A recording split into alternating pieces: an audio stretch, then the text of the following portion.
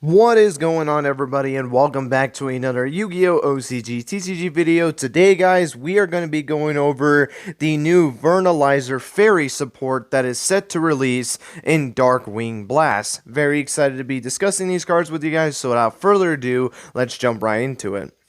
So, as per usual with these card game videos, I'll go over the monsters first, then the extra deck monsters, and then off of the spells and traps. And the first card that we're going to be discussing is Vera, the Vernalizer Fairy Goddess, a level 8 Earth Fairy effect monster with 2400 attack and 3000 defense, and you can only use the first and second effect of this card's name each once per turn. You can target one face-up monster your opponent controls, take control of it, and if you do, it becomes Earth, and then during your opponent's turn, quick effect, you can target one Earth monster in your graveyard, special summon it, and then once per turn, while you control 5 or more Earth monsters, you can negate any monster effect activated by your opponent, and if you do, destroy that monster. So, this is a pretty interesting card to say the least. So the first effect to basically be able to mind control one of your opponent's monsters is actually really cool, and because it does become an Earth monster, you can do some strategies with that for monsters that specifically need Earth monsters to be able to summon it. So that's pretty cool. The second effect to where you can basically target an Earth monster in your graveyard, special summon it, so that way you can go into your Link plays or Xyz plays for the matter. You know, that's also a pretty nice effect in my opinion. And then the third effect, it's cool. The only issue with it is that you have to control 5 or more Earth monsters, which, to be fair, I guess with this card, you're able to steal an opponent's monster and it becomes Earth, so that's at least 2 monsters. Plus, since it can Monster Reborn back one of your Earth monsters, you can at least at one point have 3 monsters on your field. But the fact that you have to have 5 monsters on your field to basically be able to negate any monster effect, I don't know, it just doesn't really seem too worth it in my opinion. You know, if it was maybe like 2 or 3, maybe I could have seen it be a little bit more worth it in my opinion, but the third effect is just alright. I mean, being able to negate a monster effect, don't get me wrong, is great, but the fact that you have to control 5 or more Earth monsters just so that way you can negate just one effect unless you have multiple copies of this card on your field, which,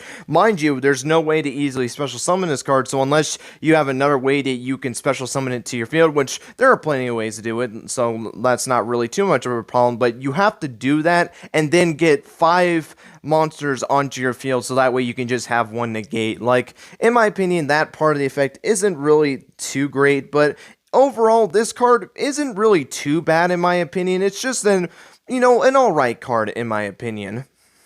So with that said, the next card that we're going to be discussing is Fertilizer Fairy of Seeding and Haze, a level 3 Earth Fairy effect monster with 400 attack and 800 defense, and you can only use the first effect of this card's name once per turn. You can discard this card and one other monster or Fertilizer Fairy card, add one Earth Fairy monster from your deck to your hand, except this card, then you can special summon one Earth monster from your graveyard. Also, you cannot activate monster effects for the rest of this turn, except Earth monsters, and then all monsters on the field lose 600 attack, except Vernalizer Fairy monsters. So this is a very interesting card. To be able to search for any Earth Fairy monster by discarding this card and another monster, or even a Fertilizer Fairy card. So that doesn't mean that you just have to do like the monsters. You can also do the spells and traps, which is pretty cool in my opinion. To be able to search for any Earth Fairy is actually pretty solid in my opinion. And then you also get to basically Monster Reborn back a monster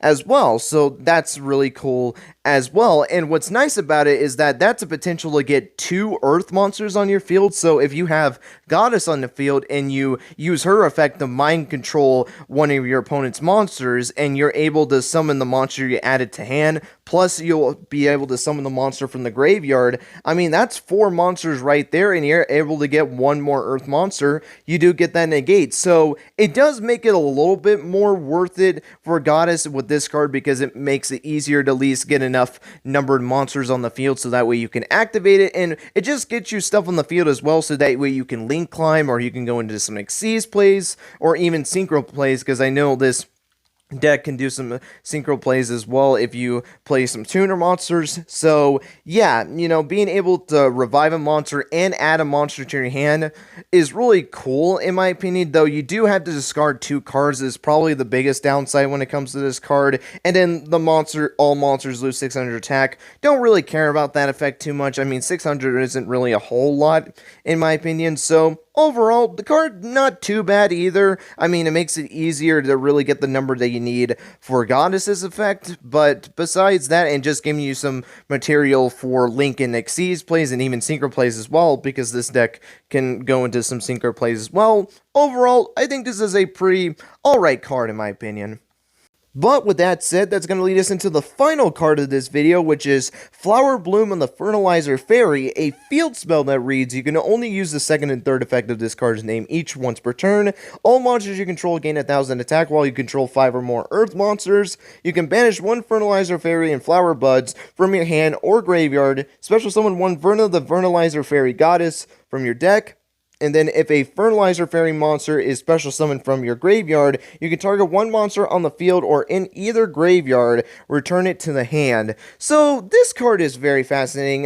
The first effect is alright. You have to, again, control 5 or more earth monsters, which I guess to give it a little bit more credit, it's very easy to get monsters onto the field because of the fact that this deck is so capable of special summoning things to the graveyard effects, so it's not like it's impossible to get 5 monsters onto your field. So I shouldn't be giving it as much slack as I'm giving it, but still, the fact that you kind of have to have a restriction on that card just to get, like, what, 1000 attack points? Just to do that, like, I don't know, that just doesn't seem too worth it in my opinion. Again, you have to have 5 monsters on your field, so that way you can just have an 1000 attack point gain, when Ego Boost basically just does that without having to really have that much of a requirement. So cool first effect, but it's not really too prevalent in my opinion. If you really want 1000 attack point boost, just play Ego Boost, I guess.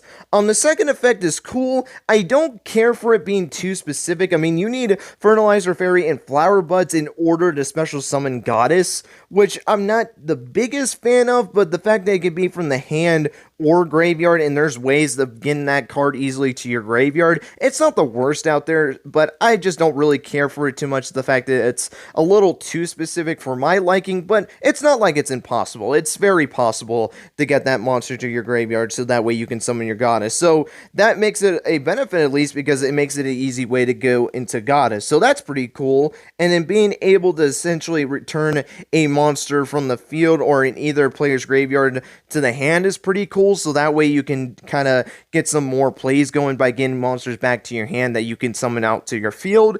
It's pretty cool. So overall, this field spell isn't really that bad in my opinion. I mean, yeah, there's some stuff that I don't really care about too much with the card, but overall, I honestly think it's an alright card in my opinion. But with that said, that's going to be it for the new Vernalizer Fairy support. General thoughts on it, it's alright support. I mean, it was cool to finally see an ace monster for the deck, because when we initially got the first batch of cards in the last set of Power of the Elements, we actually didn't get an ace monster for the deck, which I thought was very, very bizarre to say the least. So finally seeing a boss monster for the deck is really cool, and the boss monster isn't too bad. I just think it's a little weird that you have to have 5 or more monsters on your field that are Earth attribute to be more precise, so that way you can just have a monster negate when cards already do that. I mean, cool card, but I feel like because there's so many better cards that can basically do the same thing, I don't know, like this new boss monster, cool that we finally are getting one, but I don't know, there's just so many better boss monsters you could probably go into that, I don't know, it's just not too worth it in my opinion, although it's not really too hard to summon it thanks to the field spells, so I guess there's some credit there as well. But overall, this support was alright in my opinion. I mean, it isn't the craziest support out there. I think it's going to be nice additions to the Fertilizer Fairy deck, but I still think it's an alt-right deck, if we're going to be completely honest. It's not a terrible deck by any means. I do think they have some pretty cool plays that you can do, but the deck overall, I just think is alright, and I do think the support helps a little bit, especially now since you have an ace monster that you can actually go into for the archetype itself. Overall, it's just alright, in my opinion. But with that being said, that's going to be it for this OCG TCG video. Hope you guys enjoyed. Let me know your guys' thoughts on this new Vernalizer Fairy support. Did you think it was good support? Did you think it was alright support? Or did you think the support was not that great at all? And let me know your guys' thoughts so far on the Fertilizer Fairy deck. Obviously, this is one of the more newer decks. It came out in the last set, and not really too surprised that it got support in this set. So, would love to hear your guys' thoughts on the deck so far, and what else do you want to see from this deck? Would love to hear your guys' thoughts on this deck down below. But with that being said, that's going to be it. Thank you guys so much for watching, and until next time, guys, take care and have yourselves a great rest of your day.